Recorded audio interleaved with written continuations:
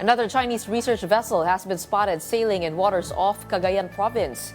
The Philippine Coast Guard said a Chinese ship Tianke Wan Hao was seen around 24 nautical miles off the town of Santa Ana. It traversed through the Philippines' exclusive economic zone on April 6 through the northern part of Batanes. This is the second ship that entered the northern EEZ of the Philippines. For all of these developments, let's discuss that with PCG spokesperson for the West Philippine Sea, Commodore Tarriela. Isa pong magandang araw po ng kagitingan po sa inyo, Commodore. Magandang umaga sa iyo, Gretchen, at isang magandang araw ng kagitingan din sa iyo. Hey, Commodore, pag-usapan muna natin itong research vessel na nakita. Tama po ba that this is the second or is this the third? Kasi meron po yung Zhong Shan Da Xue at meron din yung Song Hang. Is this the third or the second? Well, the Songhan, ito kasi dumaan lang, hindi siya umikot ng Batanes eh. Pero itong Zhong Shan Da Xue, tsaka yung Tianke Wan Hao, ito yung dumaan naman over the province of Batanes. So we can say this time na nitong taon na to, there are only two Chinese research vessels that passed through the northern part of our country. You talked about them, Zhong Shan Da Xue, making a reverse D pattern movement. How were you able to infer from this movement that it is conducting maritime research in the area? Is this a normal pattern for research vessels kapag meron silang sinesurvey? Well, Gretchen, it entered our exclusive economic zone as early as April 2, no? From the northern part of our exclusive economic zone. And then it went straight to yung end nung letter D na sinabi ko nga, that was April 3. And then for the past 5 days, from April 3 to April 8, yun lang yung ginagawa nila, no? Continuously doing that navigation pattern na reverse D. So if you're going to ask any research scientist, maritime research scientists, they would say that they're not doing this for no reason. What they're actually doing is actually conducting marine scientific research already using that kind of vessel. Hindi naman siguro nila uubusin ng 5 araw nila na umiikot-ikot lang ng ganyang template ng walang dahilan. Pero ano kaya meron doon? I mean, it's a bit curious as to what is up north. We do know that this is also near Taiwan. What could they possibly be interested in? Well, in conducting marine scientific research, there are various reasons, no? And there are very diverse information that you can get. Not just the tide and current of underneath, but even the types of the seabed and all, no? So I don't want to speculate what is the actual motivation of the People's Republic of China, why they are conducting marine scientific research up north. Okay, there's another one, yung Song Hang, that I talked about. This one actually entered archipelagic waters. Isn't that quite alarming that they're able to get this far, traverse the whole country in our territorial sea? What do we plan when it comes to these movements inside, so near our shores? Well, for the Songhang, as what Colonel Prancel mentioned a while ago, no, the Philippine Coast Guard has always been alerted every time we monitor this kind of movement of the Chinese research vessels. And based on our monitoring, since it entered the archipelagic waters, passed through Mindoro Strait, and then pumasok ng Sulu Sea, and then bumaba ng Cebutu, we are pretty much convinced na ang ginawa lang nila is right of innocent passage. No? Wala naman silang ginawang ganitong pag-ikot-ikot katulad ng ginagawa ngayon ng Shan Da Xue nung mga nakaraang araw. No? For the Songhan, it just passed through our western seaboard, entered Mindoro Strait, and then exited in the Cebutu Passage, which monitored by the Philippine Coast Guard. So in archipelagic waters or the territorial sea, there is a right of innocent passage applied?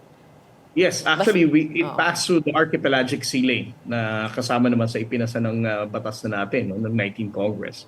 The archipelagic sea lane. It passed through Mindoro Strait and then it has to exit Cebu Passage.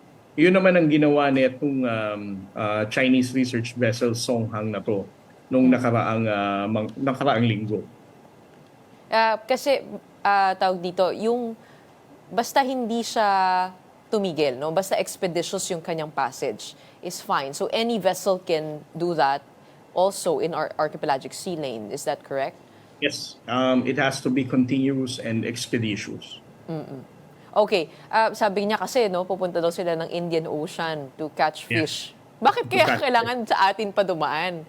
Bakit hindi pa ganun? I mean, ano yung daanan na yun? Some of the Indian Coast Guard friends also reach out to me. They're also puzzled why they're going to pass through the Cebu Passage and then siguro dadaan pa siya ng Indonesia and I really don't know but this kind of information is somewhat humorous no. Hindi ko alam kung nagkakaintindihan talaga lang kami when we challenge them. Definitely they are not conducting marine scientific research when it passed through the archipelagic sea waters and it used the archipelagic sea lane. At what point does apprehension occur? Kasi minsan meron tayong mga hinuhuli o dinidetain. At what point does that occur? Well, for example, if we can really prove that they are conducting marine scientific research, ito nga sanang si Zhong Shan Da Xue, no? Ang protocol kasi natin siya na Gretchen, no?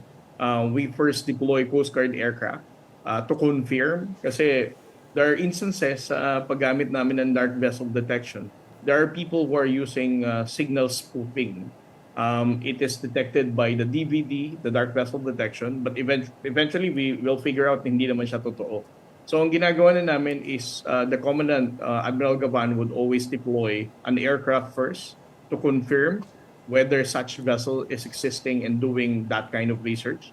And then that will be the time na ang Coast Guard vessel will also be deployed.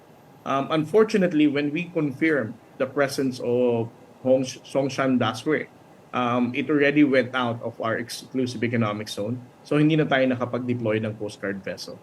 But I agree with you, the Chinese government do not have the authority or legal reference whatsoever to conduct maritime scientific research within our own exclusive economic zone.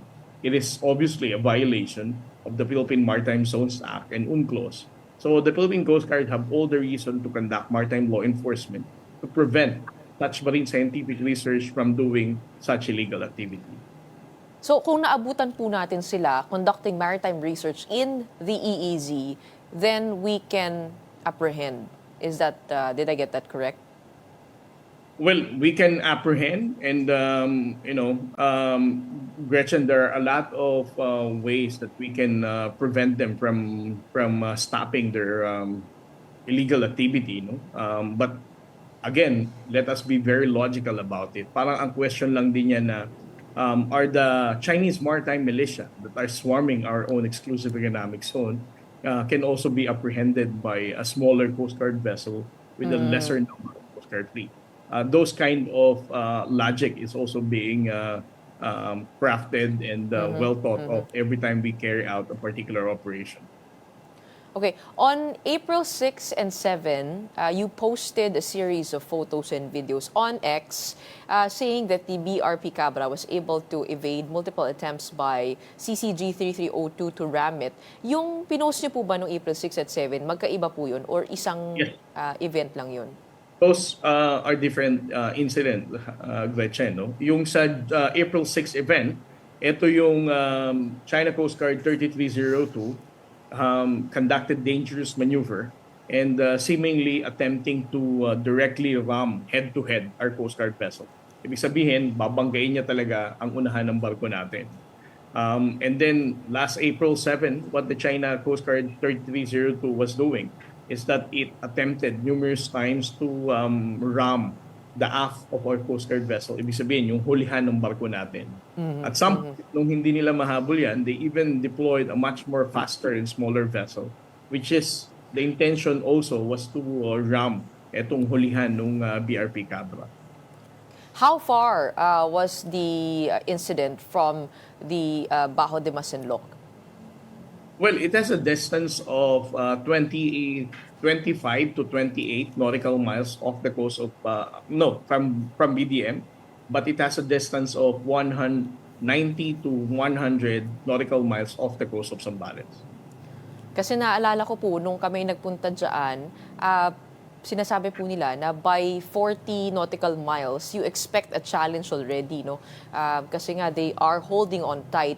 They are claiming the 12 nautical mile zone to be their territorial sea, and then after that, talagang binabantayan na nila, no? Ano po napansin natin since November 10, when they filed geographic coordinates and nautical charts for sea territory with the United Nations, did we see an escalation or notice a tightening of Chinese watch over Bajo de Masinloc?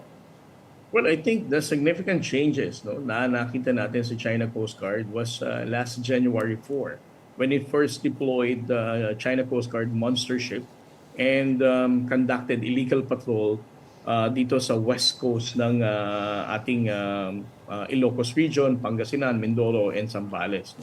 And then they kind of want to normalize this kind of illegal deployment.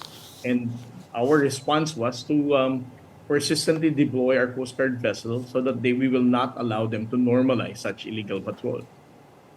Okay. And then taking a look at the whole of the West Philippine Sea, how many ships are now in that area, in the Bajo de Masinloc area? I believe there are a total of 40 Chinese ships detected in the West Philippine Sea in March. Well, I don't have the figures right now, Gretchen, no?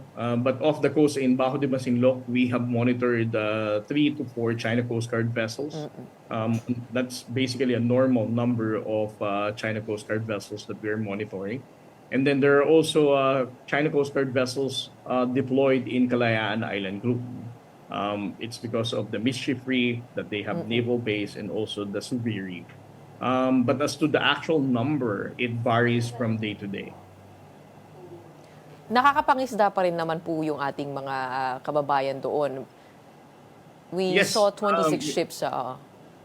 Ms. Gretchen, last week, we were able to deploy 2 Coast Guard vessels and 4 BFAR vessels to support the reported 26 Filipino fishermen off the coast of Zambales, no, as a distance of like 25 nautical miles distance from Bajo de Masinloc. So we were successful in providing safety and security, and the BFAR are also successful in providing fuel subsidy. So ibig sabihin, it goes to show that the Filipino fishermen can still fish there, and that they have the support of the Coast Guard and the Bureau of Fisheries and Aquatic Resources for them to not to be harassed and receive additional assistance from the Philippine government. Okay. Marami pa po akong gustong itanong, pero mukhang wala na po tayong oras. Actually, tungkol yun sa fake news. But I think that requires another hour. We'll get to that, but I'll let you rest for today. It is your day after all, araw ng kagitingan. A happy day of valor to all our Philippine Coast Guard out there. Maraming salamat for keeping our waters safe. We have Commodore Tarriela talking to us about the situation over at the West Philippine Sea. Thank you for joining us this morning. Maraming salamat, Gretchen, at mabuhay ka.